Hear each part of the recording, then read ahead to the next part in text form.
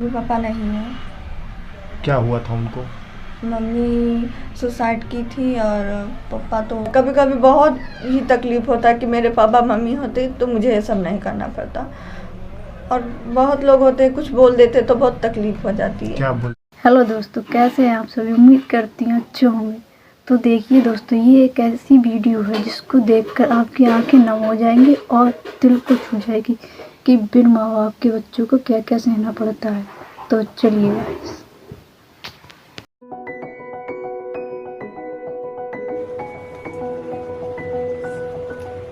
इसमें रहते ये किचन है। हाँ, मतलब ऐसे ही खाना वाना जो भी बनता है। और यहाँ मतलब कोई पंखा वंखा। मम्मी पापा नहीं है। क्या हुआ था उनको? मम्मी सुसाइड की थी और पापा तो अभी 2 साल हुए हैं, उनको डायबिटीज़ था, उनकी डेथ हो गई गांव में गांव में। हुई थी। तो आप लोग यहाँ पे कब से रहते हो? कितने साल से रहते हो? अभी पापा 1 साल नहीं 2 साल हो गए। 2 साल हो गए यहाँ आए हम लोग। अच्छा। तो जैसे आपका घर है, ये सब है, तो ये कैसे चलता है? किस तरह आप मैनेज करते हो? मुझे सिलाई आता है, मैंने सेडी में सीखा था। तो सिलाई आता है, तो अभी आता है तो मैंने जाकर कहीं पे जॉब किया है तो उससे 5,000 मिलता है मुझे। अच्छा। हाँ, 5,000 मिलता है, तो उसी से मैं अपना मतलब इन लोग एडजस्ट कर लेती हूँ। उतने में नहीं होता पर मैं एडजस्ट कर लेती हूँ। तो उसमें आपका भाई बहन सबका जो भी है, सब जिम्मेदारी आप लेते हो? हाँ, सबका मैं लेती हूँ। अच्छा अच्छा। तो अभी आपके भाई बहन पढ़ाई कर रहे हैं?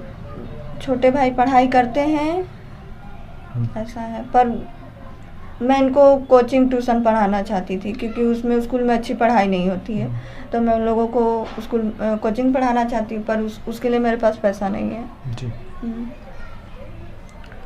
और बहन है छोटी, ये है तो उसको मैं पढ़ा नहीं सकती हूँ। अगर ये पढ़ेगी तो मतलब काम कौन करेगा, यही है। घर का काम होता है, घर का काम है, खाना वाना है, सब यही देखती है। अच्छा। कितनी उम्र है आपकी? एज कितनी है? मेरी 18 साल है। 18 साल है। और आपकी बहन की? उसका 16-17 है। 16-17। आप मैं अपने छोटे भाई को देखी हूँ, इन लोग बहुत पढ़ने में तेज हैं, तो मैं इन लोगों को पढ़ाना चाहती हूँ। और मैं चाहती हूँ कि मैं खुद अपनी, अब कोई है नहीं, पापा थे तो अगर वो रहते तो मैं सब नहीं करती। मैं खुद भी पढ़ना चाहती थी, पर पापा के बाद मैंने पढ़ाई छोड़ दी। और तो मैं चाहती हूँ मैं जो नहीं पढ़ पाई इन लोग पढ़े, तो मैं इसीलिए मैं सिलाई सीखी हूँ। और जो भी है इन लोगों की बस सोती पढ़ाओ लिखाओ और आगे जाके इन लोग कुछ करें, ऐसा। आपने बताया कि मम्मी ने सुसाइड किया था, तो उसका क्या कारण था? क्यों उन्होंने सुसाइड किया था? कुछ आपको पता है? नहीं, झगड़ा लड़ाई तो नहीं होता था, पापा मम्मी ऐसा कुछ करते ही नहीं थे, कभी झगड़ा लड़ाई नहीं होता था।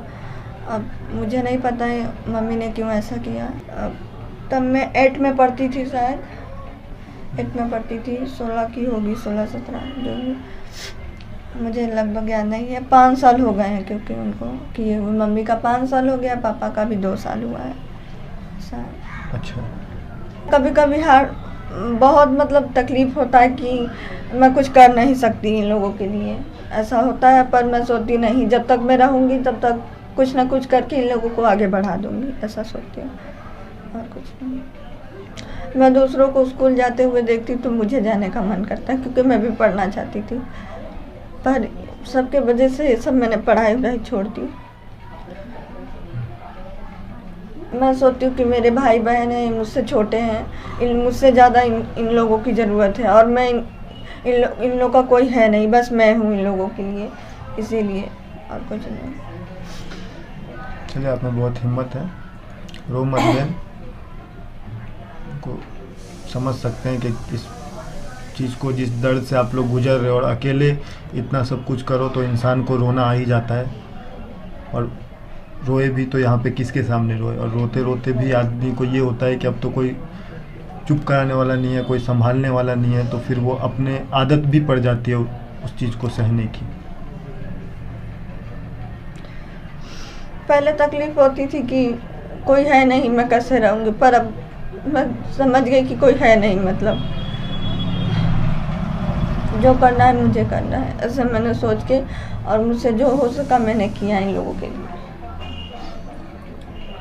नहीं, आपने बहुत किया है। आप तो कहते हो आपकी 18 साल उम्र कुछ भी उम्र नहीं होती है, और इस उम्र में आप इतना हौसला रखे हो, सब कुछ कर रहे हो और अपने भाई बहन के बारे में सोच रहे हो। इस उम्र में बच्चे अपने बारे में भी नहीं सोच पाते हैं, तो भाई बहन के बारे में सोचना बहुत बड़ी बात होती है। रो मत बेना। क्या नाम इनका है? प्रीति। प्रीति, रोना नहीं है। आप लोग तो बहुत मजबूत हो यार, इतनी उम्र में सब भाई बहन साथ में रह रहे हो और एक साथ इतना अपने आप को संभाल रहे हो, ये बहुत बड़ी बात होती है ना। तो ऐसे आपको जो भी समझो, आपको भाई की तरह या बड़ा भाई मानो, जो समझो, तो मेरे से जितना होगा मैं आपकी मदद करने की कोशिश करूँगा कि आप लोगों के इस दुख में मैं थोड़ा आपका साथी बन सकूं। मेन मेहनत तो देखो आपकी है। हर जो ज़िंदगी है, किसी का ज़िंदगी में ज़्यादा संघर्ष है, किसी का कम है, लेकिन ये संघर्ष ही हमें आगे ले जाता है। लेकिन उस संघर्ष के टाइम में, उस दुख के टाइम में अगर कोई हमें थोड़ा सहारा मिल जाए तो हमारी ज़िंदगी थोड़ी आसान बन जाती है ना बहन? जैसे पर बारिश के समय हम लोगों की बहुत तकलीफ होती है, सोने को जगह नहीं रहता है घर में, ऐसा होता है। ऊपर से पानी गिरता है। कभी कभी मतलब सोते रहो, ज़्यादा रात को बारिश होती है तो बाहर का पानी अंदर आ जाता है, ऐसा होता है। यहाँ दरवाजे तक पानी भर जाता है पूरा, ऐसा होता है। तो हम लोग बारिश के समय मतलब अच्छे से रह नहीं पाते हैं, बहुत तकलीफ होता है। और ये तकलीफ होता है कि मेरे पापा मम्मी होते तो मुझे ये सब नहीं करना पड़ता। और बहुत लोग होते हैं कुछ बोल देते तो बहुत तकलीफ हो जाती है। क्या बोलते हैं? कैसे? कुछ भी मतलब कभी कभी ऐसा हो जाता है, किसी चीज़ को थोड़ा बोल देंगे तो अच्छा नहीं लगता है, इसीलिए बहुत अंदर से तकलीफ होता है कि काश मेरे भी कोई अपने होते तो ये सब नहीं कहते। जैसे कि अभी काम है, कुछ भी अभी मैं बैंक का काम रुका है, पापा का मेरे पैसा मतलब उसमें फंसा हुआ है, तो वो सब काम के लिए मुझे कहीं वकील के पास जाना रहता है, सब करना पड़ता है। तो बहुत लोग बोलते हैं कि घूमने जाती है, करती है, वो करती है, पर उन लोग मेरी परेशानी नहीं समझते कि वो अकेली है, कैसे करती है, लड़की है, कोई ये सब नहीं समझता है। कौन लोग बोलते हैं घूमने जाती है? बहुत लोग ऐसे बोलते रहते हैं। तो जब वो मदद नहीं कर सकते हैं, आपके पास आ नहीं सकते हैं, तो उनको ये बोलने का भी अधिकार नहीं है कि आप क्या करते हैं, नहीं करते हैं, क्योंकि कैसे भी करके अपने भाई, रोना नहीं है बाबू, है ना, आराम से रहो, सब होता है और समझ सकते हैं, रोना नहीं है। हाँ, हम पढ़ेंगे आगे, भगवान के आशीर्वाद से सब कुछ अच्छा है और लोगों की मदद करने का मौका मिलता है। मेरे को अपने बड़े भाई की तरह समझो, कभी भी कोई गाइडेंस कुछ भी लगे, कोई भी चीज़ की जरूरत हो, मुझे कभी भी बोल सकते हो कि भैया ये चाहिए। और बिल्कुल नहीं हारना है, स्ट्रांग रहना है, क्योंकि जितना हम जीवन में ज़्यादा स्ट्रगल करते हैं, हमारा आने वाला समय उतना ही अच्छा होता है। ऐसे बहुत सारे एग्जाम्पल हैं, है ना। और आप लोग तो पढ़ने में भी अच्छे हो, इंटेलिजेंट हो, तो सब अच्छा रहेगा।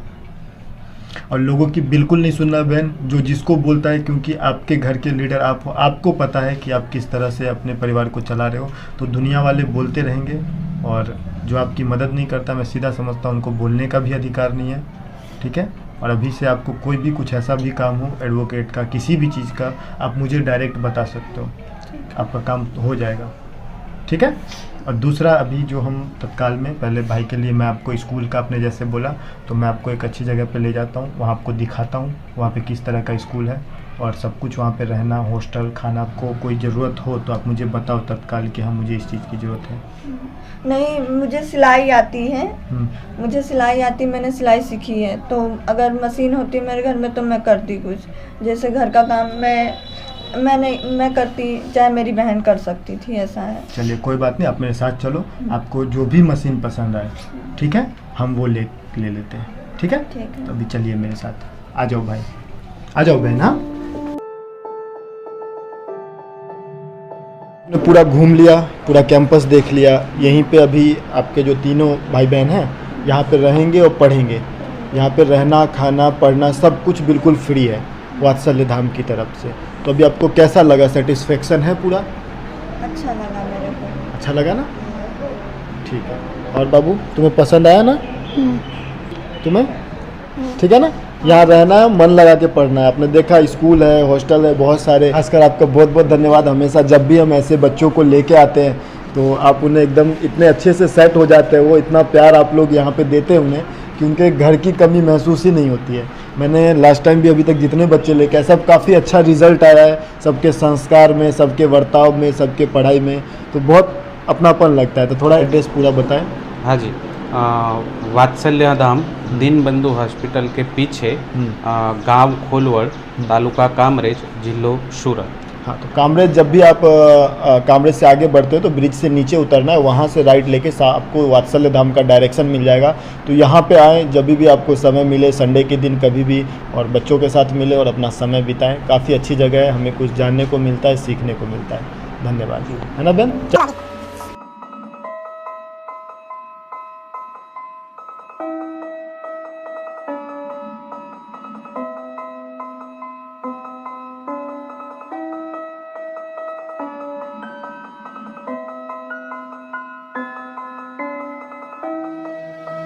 देन जो सिलाई मशीन हमने कहा था, जो आपको पसंद आया, वो हम लेके घर तक आ गए, ठीक है। और आप इसको चलाना भी जानते हो, आपने इसका क्लास किया है, तो ये मशीन आपको अच्छे से चलाना आता है। इसके आधार पे आपको आसपास काम मिल जाएगा, है ना। और जो आपके तीनों भाई बहन की आपको टेंशन थी इनके पढ़ाई की या कैसे हम पढ़े, तो इनके पढ़ाई के लिए भी इनका स्कूल में एडमिशन हो गया है। अभी वहाँ पे वैकेशन है, तो जैसे ही नया सेशन स्टार्ट होता है तो एडमिशन इनका हो चुका है, इनको बस जाके ज्वाइन करना है।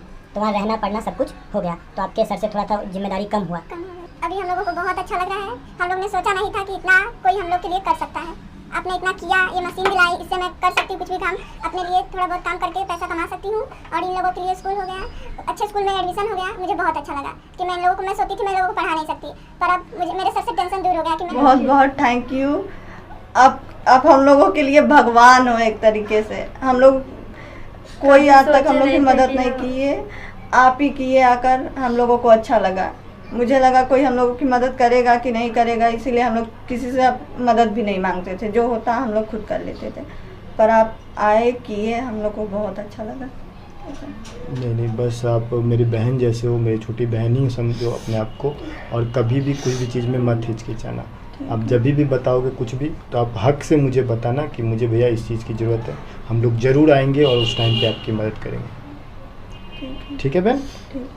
देखिए दोस्तों, इस भाई के जज्बे को मैं सलाम करती हूँ कि ये दूसरों की हेल्प करते। अगर आपको भी भाई की हेल्प करना है तो वीडियो में नंबर शो हो रहा है, तो दोस्तों भाई के लिए एक लाइक तो बनता है। तो अगर वीडियो अच्छी लगी हो तो वीडियो को लाइक एंड शेयर करो और चैनल को सब्सक्राइब करो। Thank you, bye bye.